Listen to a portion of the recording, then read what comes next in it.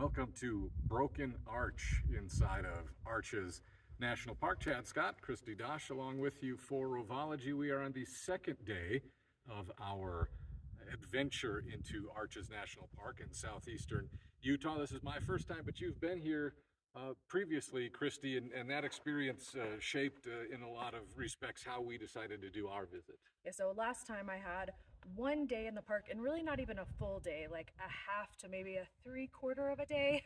And I was with some older family members who couldn't do some of the hikes. And so we did a lot of the stops at the overlooks.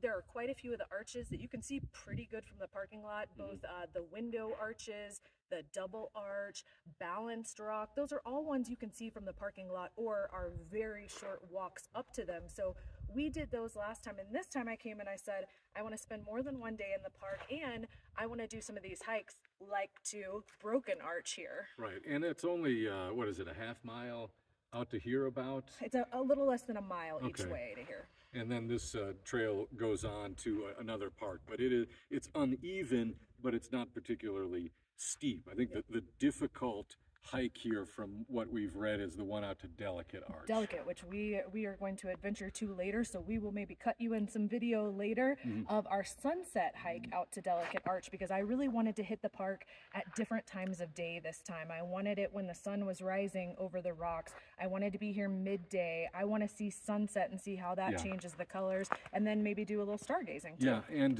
we're here in early October. We are on timed entry. We came in the morning. We did our timed entry to start at 8 o'clock. They're 1 hour windows, so we did the 8 to 9 o'clock window, and that really gets you the best of the weather. I think, I mean, you can see it. There's not a cloud in the sky. We're wearing t-shirts. It's October, so it is not that oppressive baking desert heat of June, July, August. Obviously, you'll need a light jacket in the morning, but even until the midday and into the midday, I mean, it gets 80. It's hot, but not sweltering, uncomfortable, want to go in. And that was one of the things you learned from one of the rangers on your first visit is how to work the system, how to avoid the crowds and those experiences that really detract from this.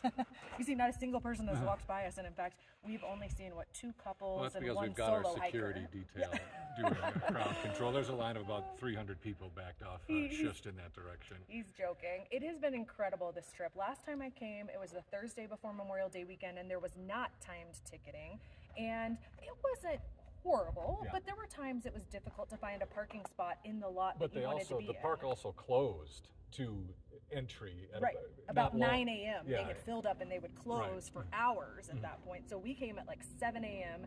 to make sure we could get in. So timed entry, let us sleep a little bit later, and I think the crowds have been a lot better. We're here in early October, and that's what the ranger told me. He said, come in April or come in October, and so that's how we picked October. For all these big western national parks, Yosemite, Yellowstone, Glacier, Arches, the ones that get the huge crowds, Yosemite, Grand Canyon, there are ways to do them, better ways than others, and by and large, it's take advantage of that shoulder season. I mean, it's going to vary by geography and climate tremendously when that shoulder season is. I think one of the best times to go to Yellowstone is May. There's still snow on the ground, but the crowds are way down and the water is rushing, so the waterfalls are full on. But to the extent you're able to get out early or come in late, weekdays, obviously, I mean, none of this is like groundbreaking information, but the difference between coming on a Wednesday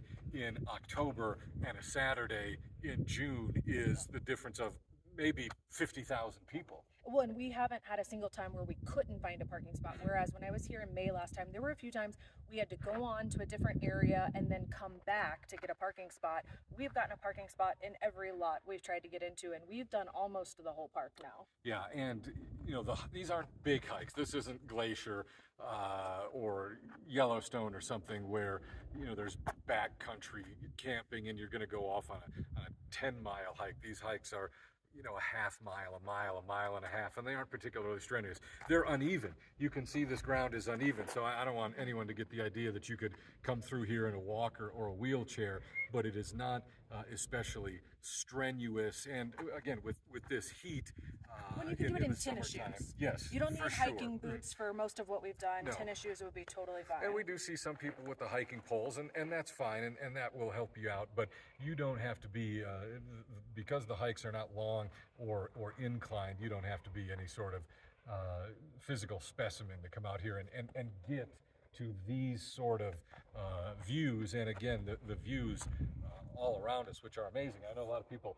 obviously the name of the park is Arches, but there's all kinds of canyons and spires and different geographic formations that I think are just as interesting, and we've been able to see the full gamut of those on 2 days. And again, this is not, sun up to sun down either. I think we were here for 4 hours yesterday, maybe a little over 4 hours, but we're not doing an endurance marathon either of getting into the park at sunup and staying for 10 hours. I think you can do it in 2 days. You could stretch it out over more than that if you wanted to have shorter days in the park, but we will have spent 2 pretty full days here, and we will have hit everything I wanted to do this time based on what I knew from last time. One of the real nice things about coming to Arches also is that Moab, which is a tourist destination in and of itself, is so close. Moab is 5 miles from the visitor center, the main entry. So again, unlike Glacier, where you might be driving an hour from Whitefish and then a half hour into the park before you see anything, or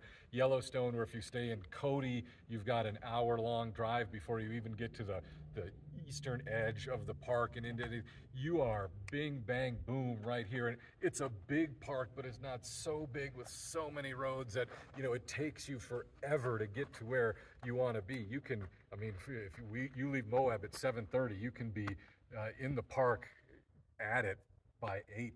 Yeah, absolutely. And then pretty easy to get around. It doesn't have a ton of offshoots that lead you down these paths. You got to come back down. There's kind of one road in and out, and there's some little spurs off of it, but super easy. And really, if you've got someone who can't get out and can't walk to things, in fact, I was here last time with an aunt who had a broken ankle. It's great views from the car. Now, I highly recommend, if you can get out of the car, do it. But you could actually bring people here who couldn't get out of the car, and I still think they would have an amazing experience. Yeah. So this is Arches National Park. I'm going to head on. Someone help her down.